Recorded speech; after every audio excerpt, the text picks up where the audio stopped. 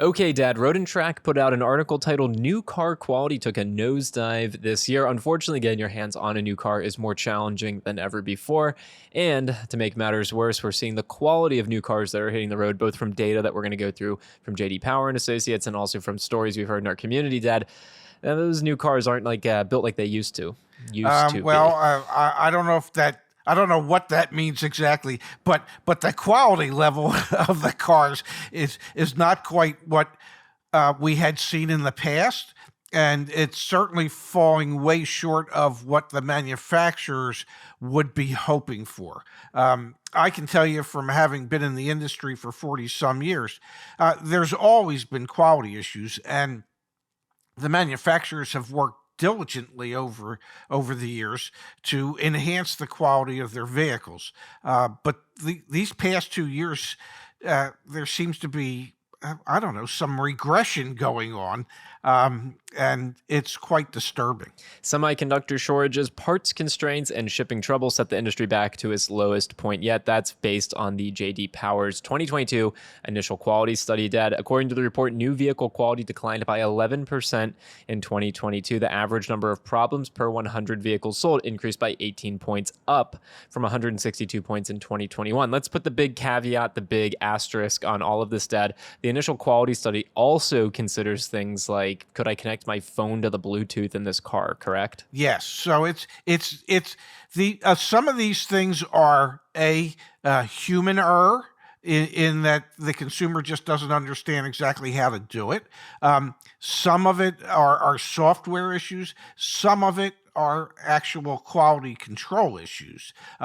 So it's, I don't know that it's really fair to say because a person doesn't understand how to hook up their Bluetooth or they can't quite figure out how to work their infotainment center, that's a quality control issue. However, things like that, infotainment and software issues, you can blame on the chip shortage and what's going on there. We've known that for the past year, manufacturers have been selling cars without the requisite number of chips they need to offer all the functionality in the vehicle. So as cars have become more like computers on wheels, they require more of these semiconductors. You take some of the semiconductors out, Dad, you don't have start-stop functionality on your GM products. You don't have Ford products with rear climate controls.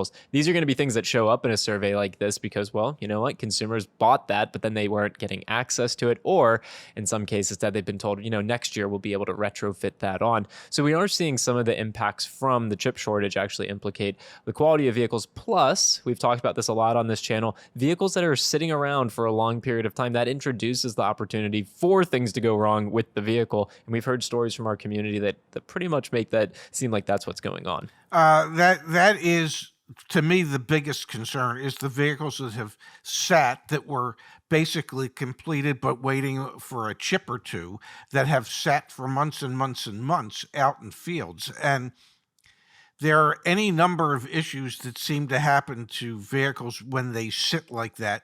We've talked about it in the past, flat spot on tires, rodents love wiring harnesses, rodents love to nest in vehicles such as that.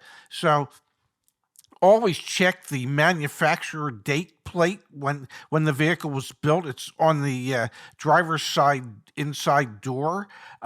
It'll tell you when the vehicle was built. If the vehicle was built, say, in 11 of 2021, and it's at the dealership now, well, that would indicate to me that that was one of those vehicles that sat for months and months and months before it was completed and shipped to the dealer. So there could be some quality issues with those type of vehicles that you might want to look into.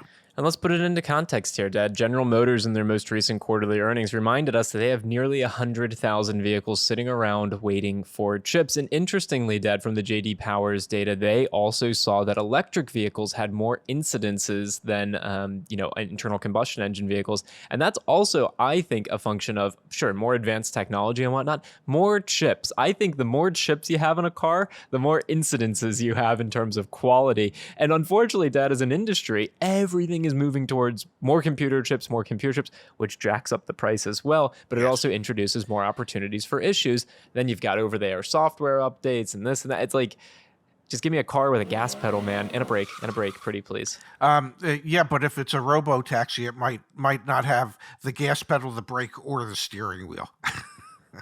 Yeah, how could I forget about that? So, Pops, if someone is out there buying a new car right now, aside from what you just mentioned in terms of looking for the manufacturer's date, are there other things that you should be, informed or concerned about? Obviously, you leased a new vehicle this year, and when you got your lease, it came without some of the functionality because of the chip shortage. But I guess my question is, are there things that we should be doing to protect ourselves, or is this like, water under the bridge? You're going to buy the car, it'll be okay, don't worry about it. Well, if it were me, I would stay away from those vehicles that sat for a long period of time out in the fields.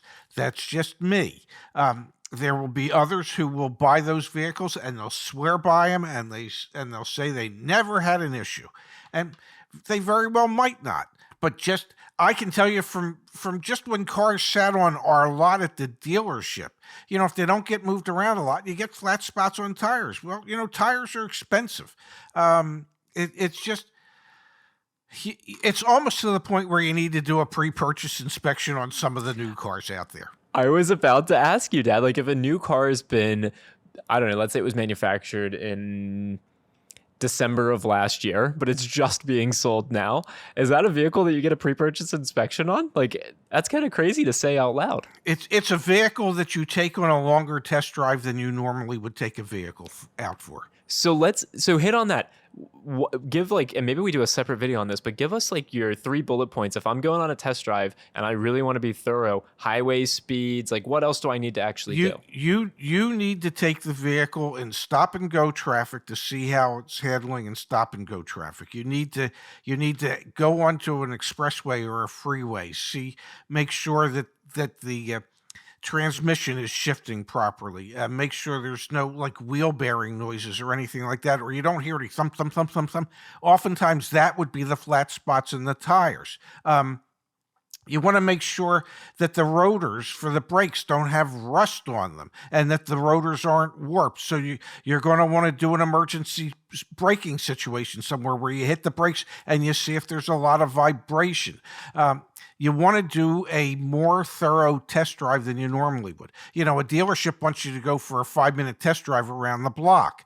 You're going to want to go for a 20 or 30-minute test drive so you can make sure all these things are working the way they're supposed to be working. And if you come across any issues, then you have them addressed at the dealership before you complete the transaction.